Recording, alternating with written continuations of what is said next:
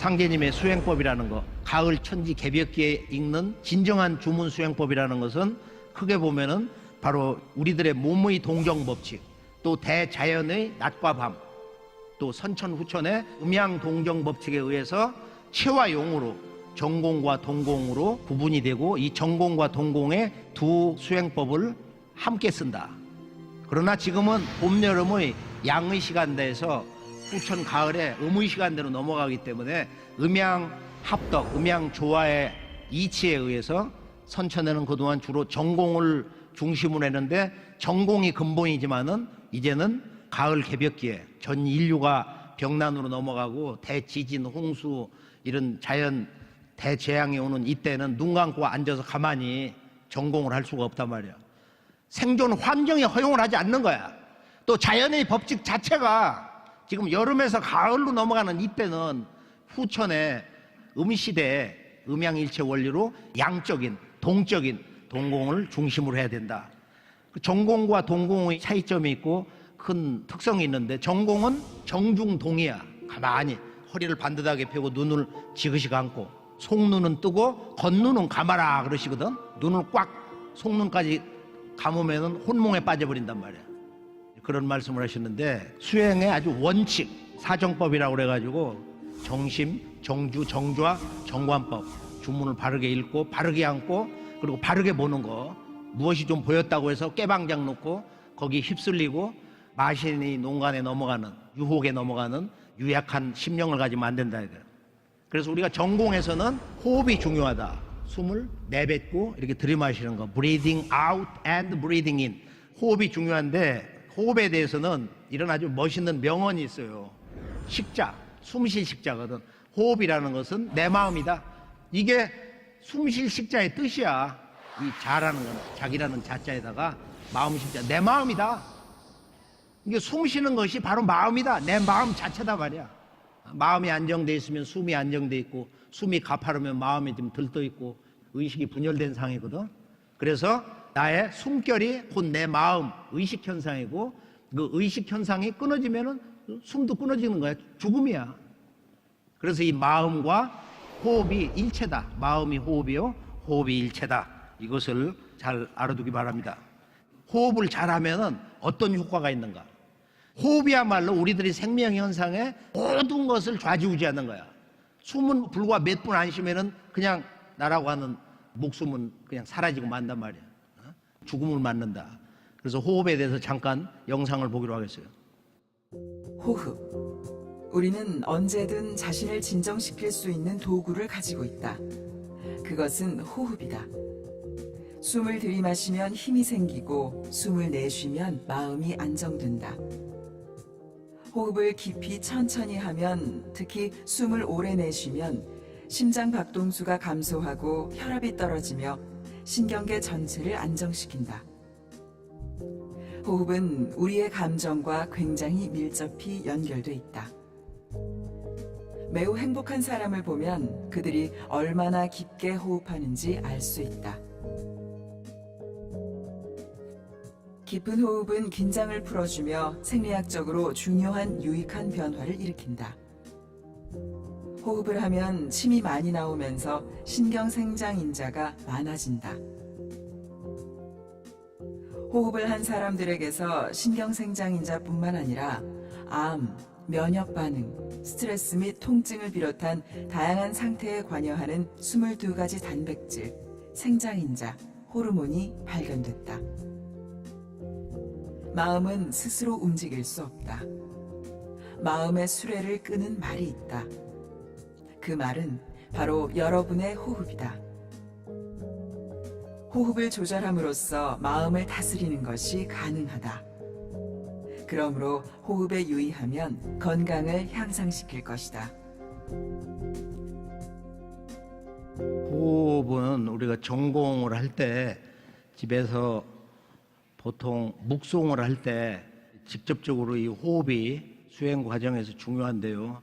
태을주 또는 시천주 조화정을 읽을 때 가족들이 잠들고 있는 깊은 밤, 특히 새벽에 일찍 일어나면 3시, 좀 늦어도 한 5시, 6시쯤 일어나서 주문을 읽을 때 창문 열고 공기 순환을 시켜놓고서 좋은 자리에 앉아가지고 읽는 거야. 몸을 차게 하지 않고, 또 청수를 먼저 올리면 이제 도복 입은 몸가짐으로도 이제 주문 읽는데, 허리띠 끌고 편히 앉아서 이렇게 묵송을 할 때 처음에 숨을 이렇게 내쉬고 이제 들이마시는 거야. 자, 들이마실 때는 어떻게 돼요? 반드시 이제 하단전으로 우리가 몸이 보면은 우주의 창조주 신이 크게 세 가지 신성으로 작동하잖아. 짓고, 그 다음에 진리를 깨닫게 하고, 그 다음에 사물을 다스리는 조교치 삼신이 있는데 그게 성명정이다. 이게 상단, 중단, 하단이란 말이야. 그래서 이 하단이 내 생명의 기반이기 때문에, 파운데이션이기 때문에 하단을 근본으로 해서 내 몸과 마음 전체 조직을 다스리는 원천적 생명 에너지가 하단전의 정이거든.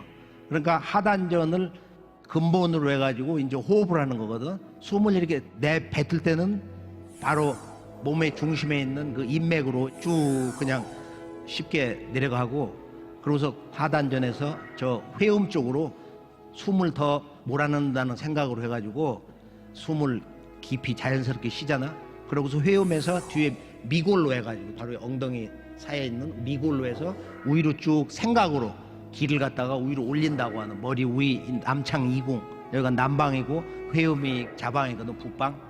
그래서 그 한 바퀴 도는 걸 우리가 소주천이라고 그러는데, 숨을 들이마실 때는 우리가 충만, 체험을 배우고, 뱉을 때는 비움, 허의도를 느끼는 거야. 숨을 내쉴 때는 온 우주의 그 본성은 텅 비움이다. 그때는 잡념이 가질 수가 없는 거야, 생리적 조건 자체가.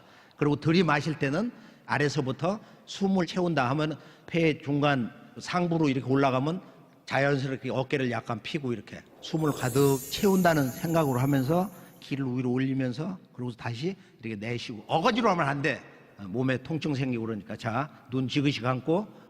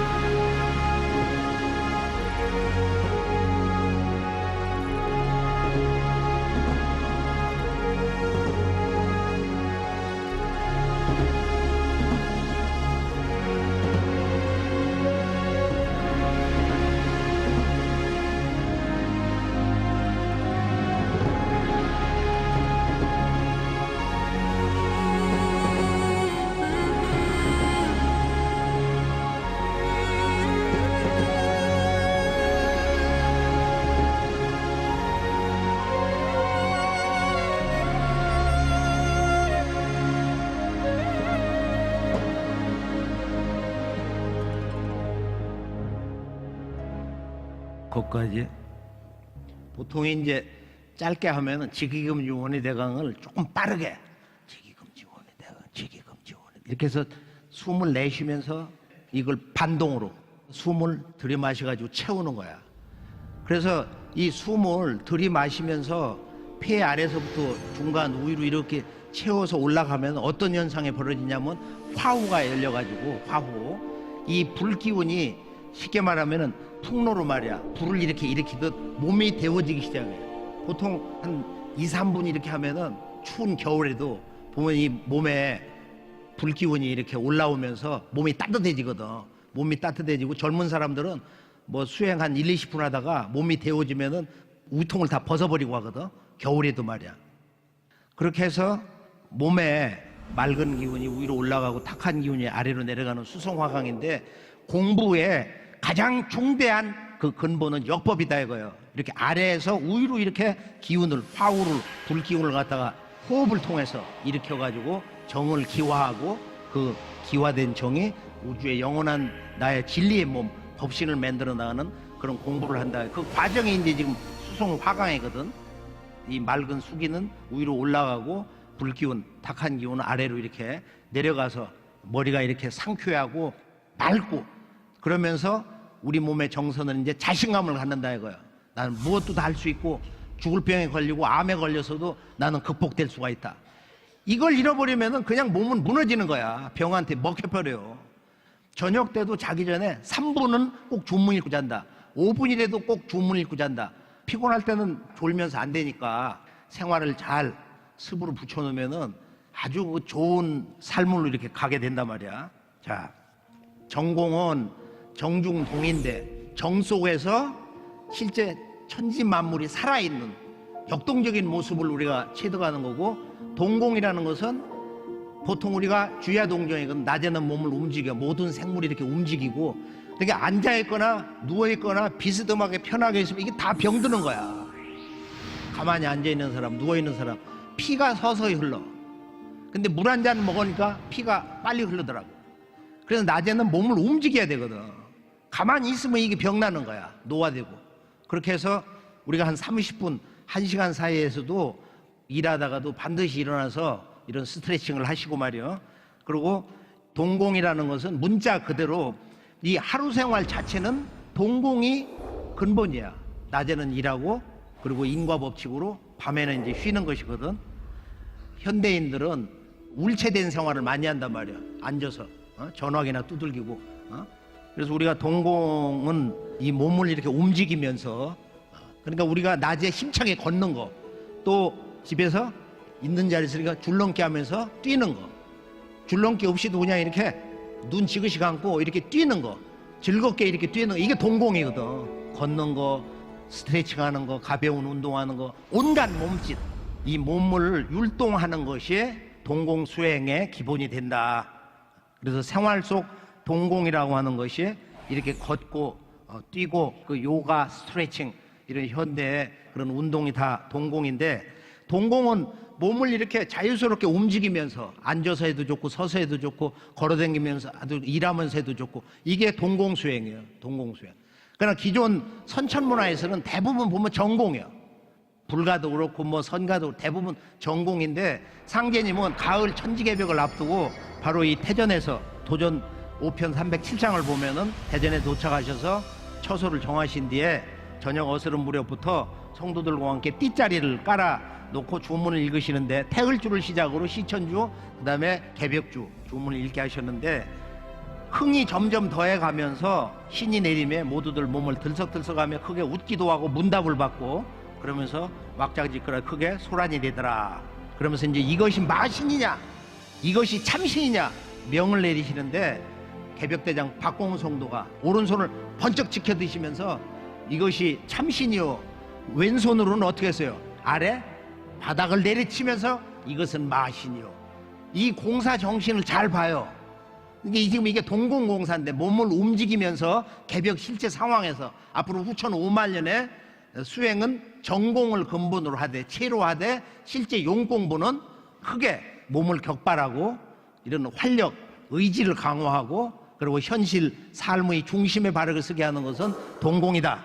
동공을 제대로 해야 된다 이거예요.